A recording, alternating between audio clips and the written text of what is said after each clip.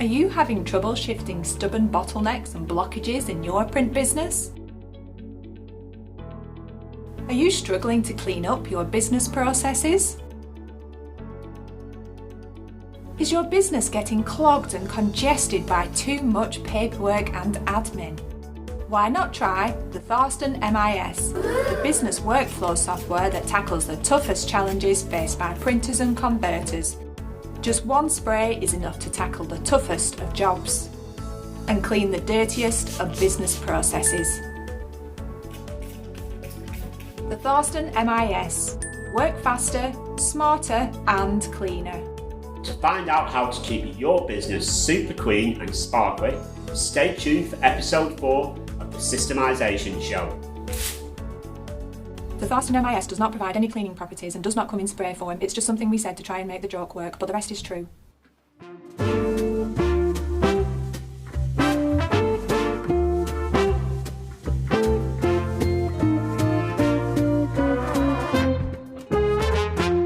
Hello and welcome to the Systemization Show, the on-demand TV show for print executives looking to get rid of bottlenecks, eliminate errors and turn their business into a well-oiled, finely tuned machine. I'm once again joined by my colleague Ross Edwards and entrepreneur and author Philip Paul Bayer. In this episode we're going to be telling you how to have a super clean print production facility by implementing the 100% System of Cleanliness, which is a system that our guest Philip crafted himself when running his printing company, Bayer Printing. So let's get straight into the nitty-gritty of this. Philip, can you explain exactly what is the 100% System of Cleanliness and why did you have to create it in the first place? Well, it's everything has a place and everything's in its place and every place is labeled. And at the end of the day, everything goes back into its place. Nothing is left out. And that's the lean manufacturing calls this the 5S process, or 5S. It's sort, you set it in order, you shine it, you systemize it, and that systemization of it sustains it. And that's what I call the 100% system. But really, what I found out is once you get everything, I'm talking about everything. I'm talking about down to where the paper clips are. And from the beginning, from the offices to the print production, through even outside, where the vans or where the vehicles are parked, everything, even the vehicle, it's all part of the 100% System of Cleanliness. And it starts with just, again, making a decision to do it. And again, I started where was the messiest place in our whole facility when we started? Well, we had a pressman, his name was Mark. I talk about it in the book. I go into detail. Yeah. Mark was the sloppiest man on the planet. And one day, my production manager came to me, and he was a very loyal employee, had been with us for years. And my production manager came to me one day and says, "Philip, I'm gonna let Mark go." And I said, "What? You're gonna let Mark go?" I said, "Wait, whoa. What's the problem?" He says, "I want you to come back here." So I walked back into the plant, went to his area. He was the pressman overall. He was in charge of all the small presses we had at the time. Of course, a lot of that's gone digital. But and she said, "Look at this place. It looks like a pigsty here." And she said, "I'm just sick of it." I said, "I tell you what." I said, "Joey, let me go back to my office. Let me think about this, because everything else we had systemized, but we didn't have the System of Cleanliness in place." I said, "Let me think about this, and I'll come back to you." So I went back to my office, and I said, I was really concerned because Mark and I had become friends over the years. And I said, "Man, we can't fire Mark. We can't let him go." So I said, "You know what I'm going to do? I'm going to systemize cleanliness." I didn't even know where to start. I had never even heard of 5S and all lean manufacturing. I haven't even heard of that at the time. So what I did, I bought all kind of organizational tools for the small press room. And I went back and I talked to Mark. I said, Mark, you know what we're going to do? You and I, and you get paid for it, you and I are going to come in here Friday night. We're going to do it all day Saturday and Sunday. We are going to organize and systemize this department. So where do you start? Lean manufacturing calls that a Kaizen event. In other words, you get the people involved, you get all of the stuff, all of the parts that go with the press, all of the inks, everything that's in that department, and you start putting it out on pallets and just piling it up, because it's really stuffed in this corner, it's under this bin, it's over here, and you pile it all up. And then you bring in, you clean the floors, you get everything clean, and you start putting in your cabinet, and you start thinking, okay, does this even, and you pick up an item, where does this item belong? How close does it need to be to the person that's using the item? So we set about doing that all weekend long till we had identified every single item, and we had a label. It was a real nice label machine, and we labeled these bins, and we set it in order. Okay, we set everything in order, and we made sure everything was clean. And what was so funny, when we were doing that, we found all kind of stuff that shouldn't even have been in that department. When I went to other departments and did this, we found items that were ordered and was stuffed back into some cabinet. I'm talking about expensive stuff, and we didn't even know we had it. So anyway, we did that all weekend long. I mean, Friday night we went to about, I forget, 11 o'clock or something. And we did this 3 days, and he was actually excited about it. So when Monday started, come in, everybody in the shop couldn't even believe his department. They said, man, what happened here? You know, it was unbelievable.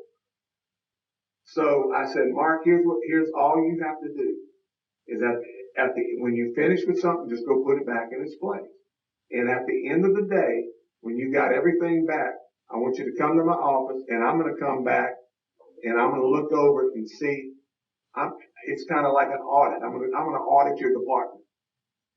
So he came back at the end of Monday, and I walked back with him, and I just looked around and I said, okay, well, this is out of place. This is out of place. And I found about 6 or 7 items out of place, right? And I looked at Mark and I said, well, Mark, why is that item out of place? He said, because I just forgot to put it back over here. I said, now wait a minute. Mark, there must be more than that, because it was too easy. It was labeled right there. He said, well, actually, it needs to be closer. I said, that's a good answer. Let's find a better place for it.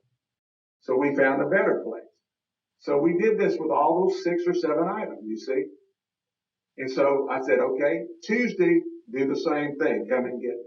So Tuesday, I came back and he had 2 items out of place. We identified what the problem was, put them back, made sure the label was correct, that he knew it. Came back Wednesday. When I went back Wednesday, everything was perfect. It looked like nobody had ever touched the place. I mean, it was beautiful. Okay, I let that go on, and I monitored him for 2 weeks. And then I called my production manager in the office, and I said, Joey, I said, if you had just walked in to this print shop, if you had just walked in and you looked around and you went to this department, what would you say? And you didn't know this person. I said, what would you say about that person as far as his cleanliness, keeping this department in order? I'd say, man, he was a clean freak. I said, that's what. I said, but in actuality, what is he? He's a slob, like me. Believe it or not, people, without a system for cleanliness, I'm a slob. And when I say that, if I'm working on something at the house or something, if I'm working on a tool, I just set it down. But I've learned over the years to have a place for it, and it's labeled, I'll put it there. But if I don't have a place, I just throw it in a pile. Well, so when I read this in your book, Philip, I actually decided to use that in my own house. And it was because my daughter is also a slob. So I have a teenage daughter. I've got a teenage daughter who, she's not only a slob, but she also loves interior design. So we spent quite a lot of money making her bedroom look like a show home. Yeah. You know, there's, every wall is a masterpiece, and her bed's got throws and pillows and things all over it. It looks like something from a magazine shoot when you first do it. However, because she's a slob, her room is just what was always an absolute mess. So I read this book because it did bother me, and it used to make me really upset when I walked past and saw what a mess her room was. And I told her about it. I said, "What do you think? Do you want to give it a go?" And she said, "Yeah," because she didn't like being a slob. Yeah. But she just is, she is and was. So what we did was we spent a whole day and we systemised everything. We made sure she had a compartment for everything, hair products, skin products. Yeah. Everything had its own place. We labelled things. We had different boxes for different items of clothing in a certain part of her wardrobe. And it looked perfect. But I knew after reading the book that it wouldn't stay perfect, but we were prepared for that. Yeah. That was okay. So the next day she went to work, and I went in and I looked, and it was better, but there were a few things that were a mess. And one of them, I won't tell you all of them, but one of them was she still hadn't made her bed. So instead of shouting at her, which I would have done normally, I waited till she came home and we talked about it, and she said it takes too long because of all the throws and the pillows and everything else. So we bought a bedding box that we put at the bottom of her bed, a storage box.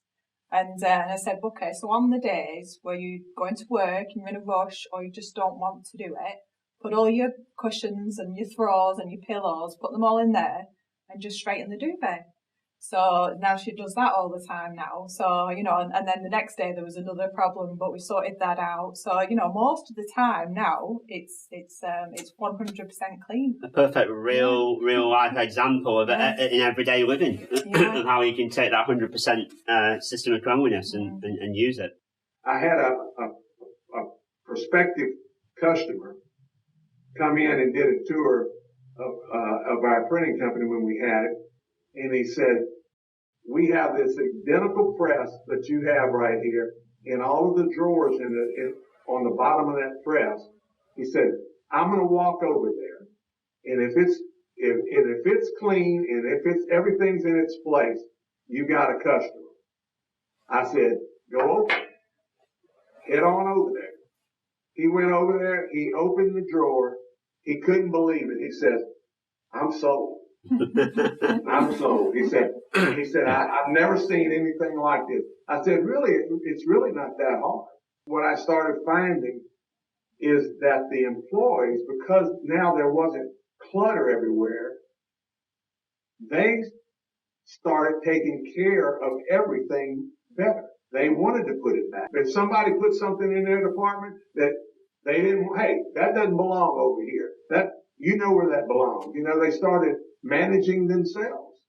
It's a great example of systemization in a practical sense, isn't it? I mean, we talk about cleanliness in a different way from a software perspective of cleanliness of your data, and having a cleanliness of where you store everything and making sure you've got a systemized storage area and everything's centralized so people know where to get it. It's the same principle, really.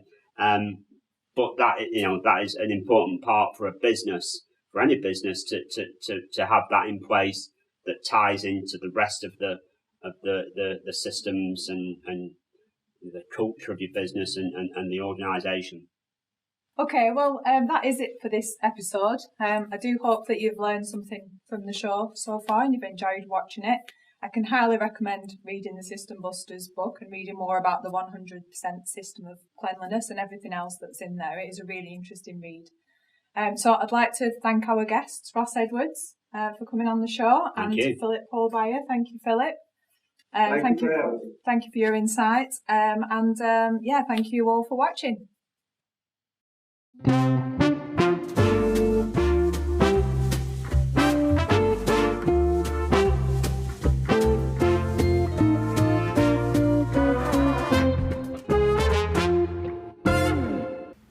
Hi, and for this shameless plug, I'm going to tell you how you can subscribe to Thorsten TV and be the first to know when new shows and episodes are released. But first of all, I wanted to take you behind the scenes and introduce you to the Thorsten TV crew, aka the rest of the marketing team. So here we go. Going backstage now. And this is Millie here. Give us a wave, Millie. Millie is our camera lead and marketing executive by day. We've got Eloise, our director and lead creative during the day.